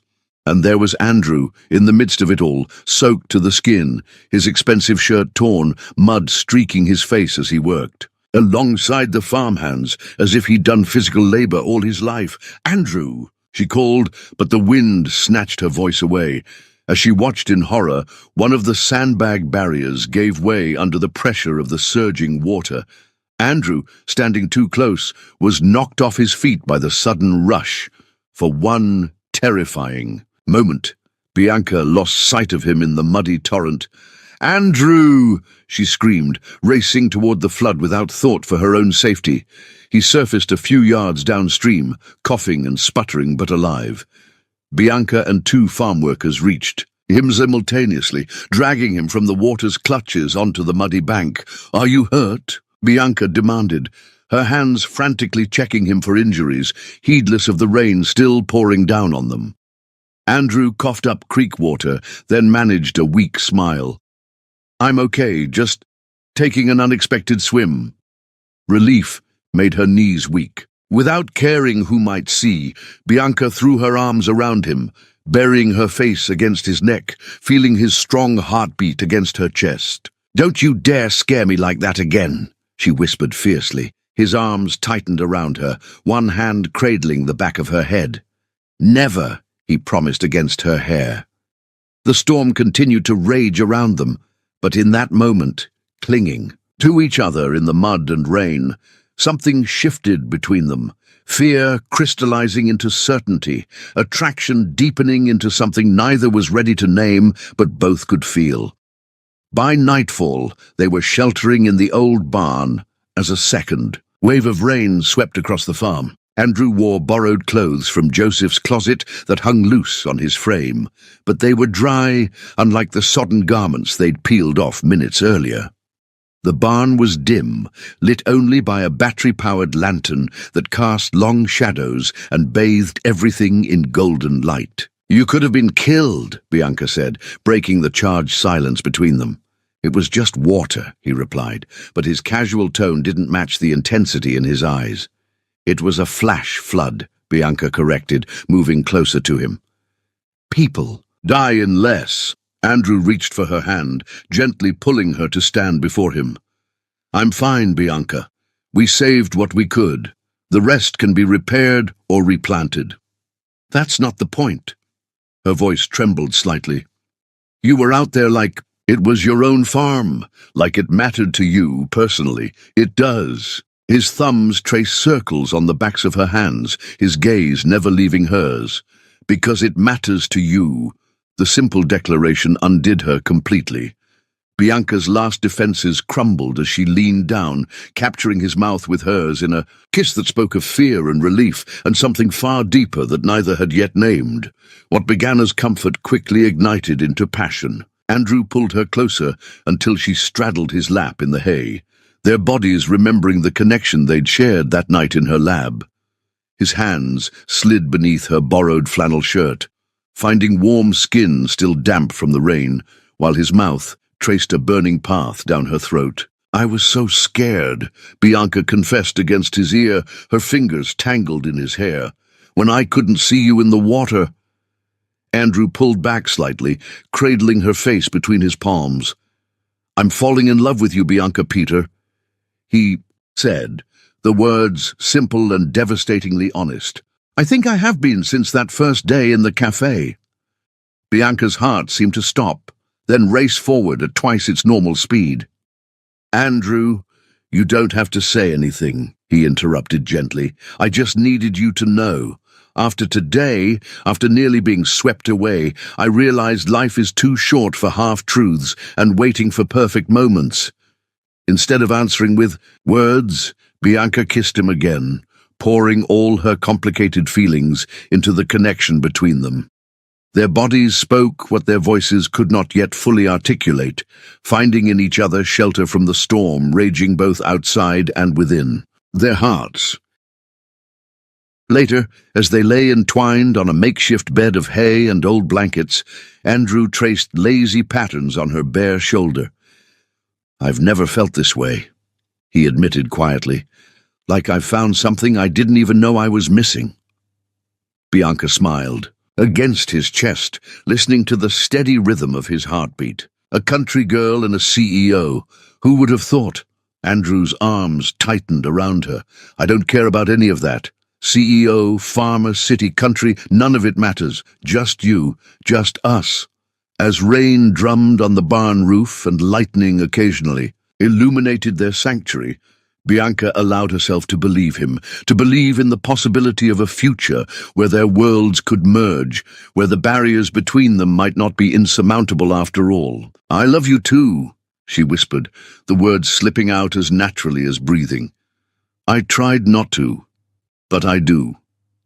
His answering kiss was gentle, reverent, a promise sealed in the night as the storm raged on. Chapter 9. Two Worlds. The morning after, the storm dawned clear and brilliant, sunlight streaming through the barn's weathered boards in golden shafts. Bianca woke, wrapped in Andrew's arms, their bodies nestled together on the impromptu bed of hay and blankets. For a moment, she simply watched him sleep, his face relaxed and younger-looking, without the weight of corporate responsibility. Last night they had crossed a threshold together, not just physically, though their love-making had been passionate and tender by turns. No, the true crossing had been in the words they'd finally spoken aloud. Love. A simple word with complicated implications for two people from such different worlds. Andrew stirred, his eyes blinking open to find her watching him. A slow smile spread across his face as he reached up to brush a strand of hair from her cheek. "Good morning," he murmured, voice husky with sleep. "Morning," she replied, suddenly shy despite their intimacy hours before. His fingers traced the curve of her jaw. "Having second thoughts?" "No," Bianca said honestly, "just thinking about what happens next." Before Andrew could respond, voices called from outside the barn. The real world intruding on their private sanctuary. "Bianca, you in there?" It was Jasmine, concern evident in her voice. "The crews are assessing storm damage and need direction." They dressed hurriedly in borrowed clothes, still damp from yesterday, stealing kisses between buttons and sharing secret smiles that spoke of their new understanding. When they emerged from the barn, Jasmine's knowing look made Bianca blush, but there was no time for explanations or embarrassment. The farm had survived the storm better than expected, thanks to the quick implementation of flood controls. Still, there was damage to repair and work to be done. Andrew rolled up his sleeves and dove in alongside everyone else, his corporate identity seemingly forgotten as he helped clear debris and salvage equipment. By mid-afternoon, Bianca's phone buzzed, with messages from the Vance Enterprises board, urgent matters requiring the CEO's attention. She watched as Andrew stepped away to make calls, his posture subtly shifting, voice taking on the authoritative tone she recognized from board meetings. "He can't stay here forever, you know," Jasmine said quietly, appearing at her side. "That's Andrew Vance over there. He has a company to run." "I know who he is," Bianca replied, unable to keep a defensive note from her voice. Jasmine's expression softened. "I didn't mean it like that. I'm happy for you, really. Just be careful with your heart, sis. Your worlds are very different." The reminder was unnecessary but sobering nonetheless. By evening, Andrew was preparing to return to the city, pressing a key into Bianca's palm before he left. "My penthouse," he explained, "for when you come back to the city next week for the board presentation. Stay with me." The invitation was both thrilling and intimidating, a glimpse into what a shared life might look like. Bianca closed her fingers around the key, feeling its weight as both promise and question. "I'll be there," she promised, standing on tiptoes to kiss him goodbye. As his car disappeared down the dusty drive, Bianca couldn't help wondering if last night's storm had swept them into something beautiful or dangerous. Or perhaps both. 6. Days later, Bianca stood in the elevator of Andrew's building, key in hand, heart racing with anticipation. Her presentation to the Vance Enterprises board was scheduled for the following morning, a comprehensive report on the initial success of her drought-resistant farming techniques as implemented on her family's land. The penthouse door opened to reveal a space both luxurious and surprisingly warm. Floor-to-ceiling windows showcased the glittering city skyline, but natural materials and earth tones made the space feel welcoming rather than coldly opulent. On the kitchen island sat a vase of wildflowers, not exotic blooms from some high-end florist, but familiar country blossoms that could have been plucked from her family's fields. "Welcome home," Andrew's voice came from behind her. She turned to find him watching her from the hallway, his expression a mixture of hope and uncertainty. Home. The word hung between them, weighted with possibility. "It's beautiful," Bianca said, moving toward him. "I was hoping you'd like it." His arms encircled her waist, drawing her close.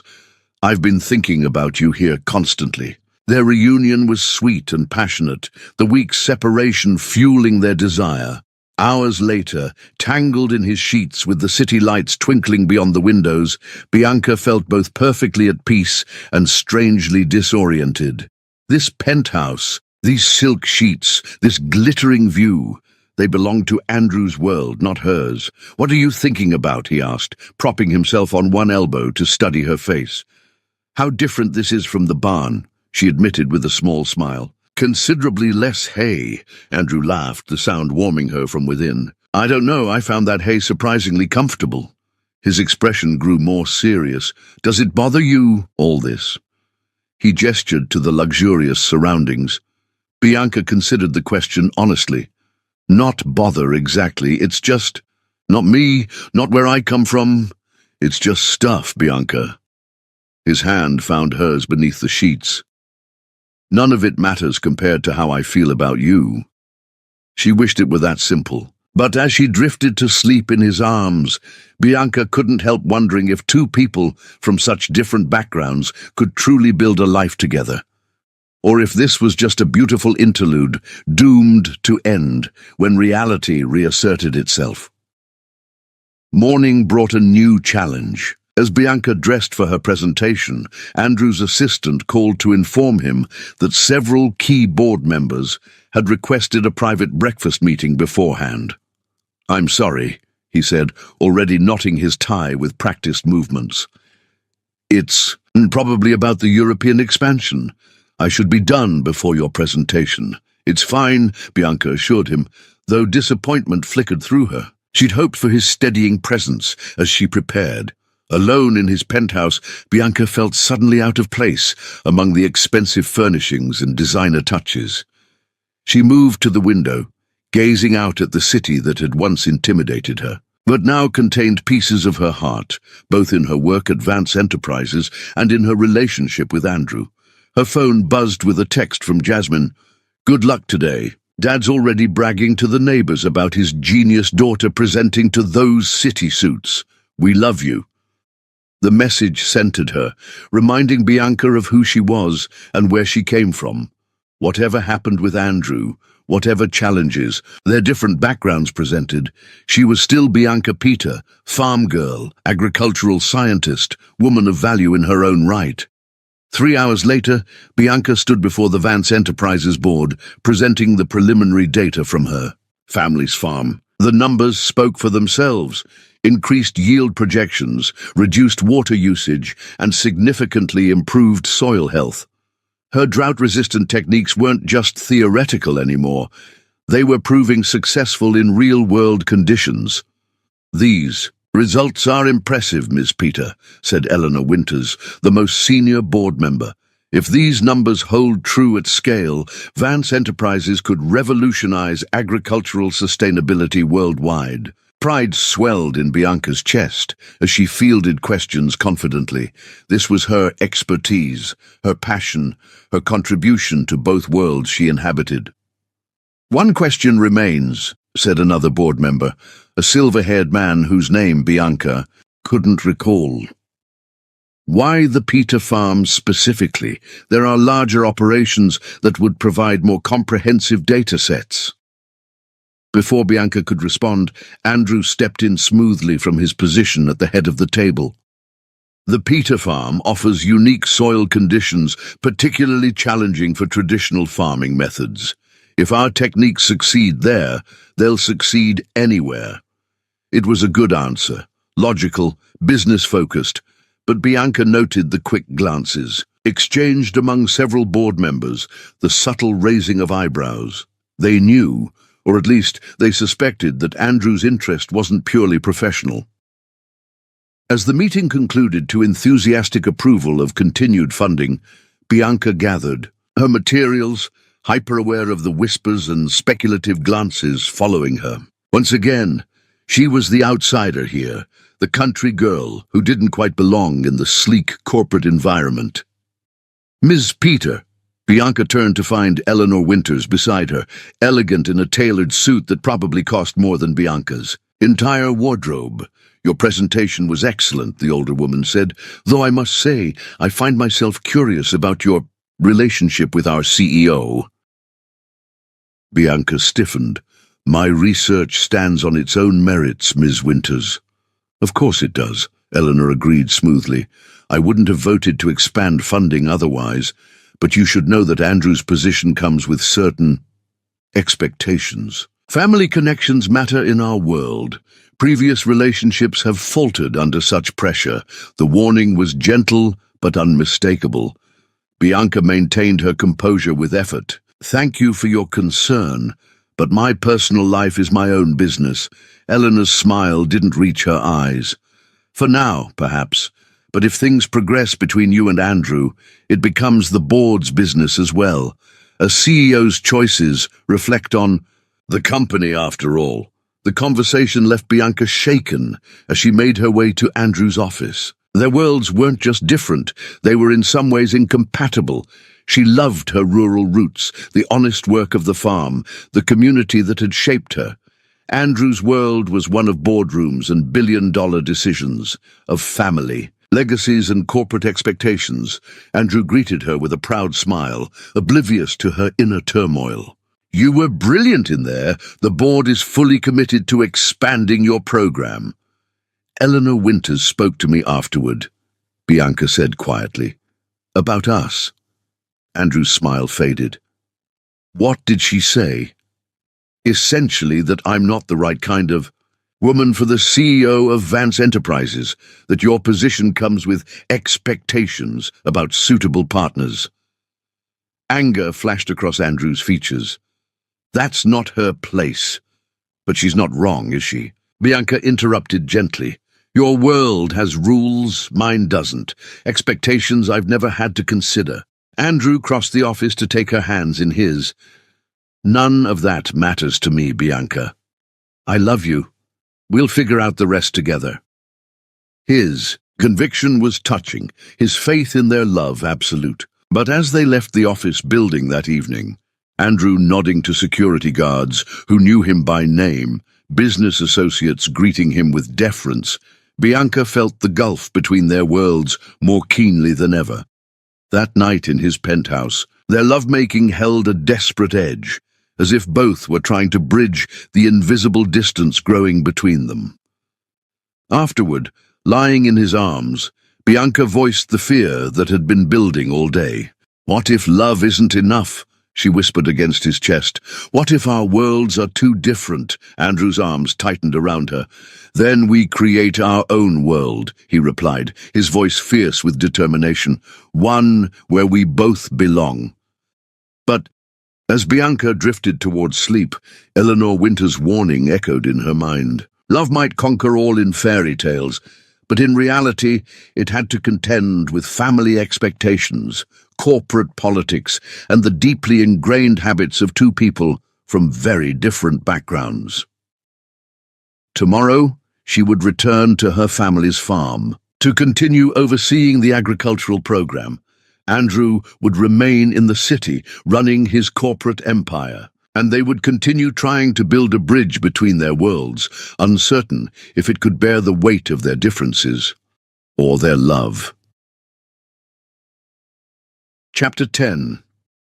Sweet Harvest of Love. The autumn sunset cast golden light across the Peter family farm as Bianca stood at the edge of the eastern field, clipboard in hand, watching the final harvest of their first season using her innovative methods. The results had exceeded even her most optimistic projections, 40% higher yield with 30% less water. 3 months had passed since her presentation to the Vance Enterprises board. 3 months of dividing her time between the farm and the city, between her family and Andrew, between her rural roots and the corporate world she was increasingly part of. Their love had deepened despite the challenges of their different worlds, but Bianca couldn't shake the feeling that eventually they would be forced to choose one life or the other. "Admiring your success," Andrew's voice came from behind her. She turned to find him walking toward her, dust from the harvest clinging to his jeans and t-shirt. These days, he looked as comfortable on the farm as he did in a boardroom, a transformation that both surprised and delighted her. "Our success," she corrected, sliding into his embrace. "I couldn't have implemented any of this without you." He pressed a kiss to her forehead. "There's something I want to show you. A surprise." 20 minutes. Later, Andrew's car pulled onto a winding gravel road that led to a hilltop overlooking the entire valley. An ancient oak tree stood sentinel at the crest, its sprawling branches offering dappled shade. "This property came up for sale last month," Andrew said as they walked toward the oak. 200 acres, including this hilltop and the fields below. Bianca's breath caught. It's beautiful. I bought it, he said simply. She turned to him in surprise. You what? Why? Andrew's expression was a mixture of nervousness and hope. Because I'm tired of leaving you every Sunday, tired of watching you try to fit into my world during the week, knowing you're never quite comfortable there. He gestured toward the panoramic view. From here, you can see your family's farm. The city is just 40 minutes in that direction. Understanding dawned slowly. You're thinking of building something here? I'm thinking of building a life here, he corrected gently. With you. From his pocket, Andrew withdrew a small box carved from wood. Bianca's heart began to race as he dropped to one knee before her. Home isn't a penthouse or a farmhouse or any physical place at all, he said, his voice steady but threaded with emotion. Home is where you are, Bianca. He opened the wooden box to reveal a ring, unlike any Bianca had ever seen, a stunning diamond set in a band that incorporated delicate strands of what looked like woven wheat. The band is made from sterling silver, infused with wheat strands from your family's first successful harvest, Andrew explained. I wanted something that represented both our worlds, beautiful but strong, elegant but rooted in the earth. Tears blurred Bianca's vision as he continued. I love you, Bianca, Peter. Your brilliance, your determination, your compassion. I don't want to choose between your world and mine anymore. I want us to create our own. He took a deep breath. Will you marry me? For a moment, Bianca couldn't speak, overwhelmed by the journey that had brought them here, from that humiliating interview to this hilltop proposal. Yes, she finally managed, her voice choked with emotion. Yes, I'll marry you. Relief and joy transformed Andrew's face as he slid the ring onto her finger. When he rose to kiss her, Bianca poured all her love and hope for their future into the connection. I was so afraid, she admitted when they finally broke apart. Afraid that eventually we'd have to choose one world or the other. That our differences would tear us apart. They almost did, Andrew acknowledged, but our differences aren't obstacles. They're our strength. You've changed how I see everything, Bianca. You've made me a better man, a better leader. And together, we're building something neither of us could create alone. Their agricultural program had already expanded to dozens of farms across 3 states, combining Bianca's innovative techniques with Vance Enterprises' resources. Rural communities were benefiting from sustainable methods that preserved both tradition and environment. It was a perfect fusion of their worlds, just like their relationship. What about the board? Bianca asked, remembering Eleanor Winter's warning. Won't they object to their CEO marrying a farm girl? Andrew's laugh was genuine. Actually, our agricultural initiative has been so successful that the board has completely changed their tune. Eleanor Winters herself suggested I secure your long-term commitment to the company at our last meeting. That evening, they returned to the Peter farmhouse to share their news. Joseph Peter studied the unusual ring on his daughter's finger, then looked up at Andrew with new respect in his eyes. Wheat from our first harvest, the older man said gruffly. That shows you understand what matters to us. It matters to me too now, Andrew replied simply. Your daughter taught me that. As night fell, Andrew and Bianca slipped away from the house, walking hand in hand through fields illuminated by a full harvest moon. They stopped beneath a sprawling oak, its ancient branches creating a cathedral of leaves above them. I have another surprise, Andrew said, pulling Bianca close. I've set up a foundation that will help implement your agricultural methods on family farms across the country. The board approved it unanimously this morning. We're calling it the Peter Vance Rural Sustainability Initiative. Overwhelmed, Bianca reached up to cradle his face between her palms. You've thought of everything, haven't you? Under the harvest moon, their lips met in a passionate kiss that quickly intensified. Andrew's hand slid beneath her flannel shirt, finding warm skin that responded instantly to his touch. Bianca pressed herself against him, fingers tangling in his hair as she surrendered to the desire that always simmered between them. "I need you," she whispered against his mouth. "Right here, under the stars." Their lovemaking was unhurried, yet intense, bodies moving together on a blanket beneath the oak tree, illuminated only by moonlight. As they reached the peak of pleasure together, Bianca felt something profound settle into place, a certainty that their love had bridged the gap between their worlds, creating something stronger and more beautiful than either could have imagined alone. Afterward, they lay entwined beneath the stars, planning their future home on the hilltop, their expanded agricultural program, their life together. The diamond on Bianca's finger caught the moonlight, the wheat strands in the band, a constant reminder of how far they'd come. From that humiliating interview to this, Bianca mused, tracing patterns on Andrew's chest. Who would have thought? Andrew pulled her closer, pressing a kiss to her forehead. "I think we were always heading here, from the moment I first saw you. Some harvests just take time to reach their fullness." In the distance, the lights of her family's farmhouse mingled with the glow of the city beyond, no longer separate worlds but interconnected parts of the life they would build together. Perfect harvest of love. Thanks for watching!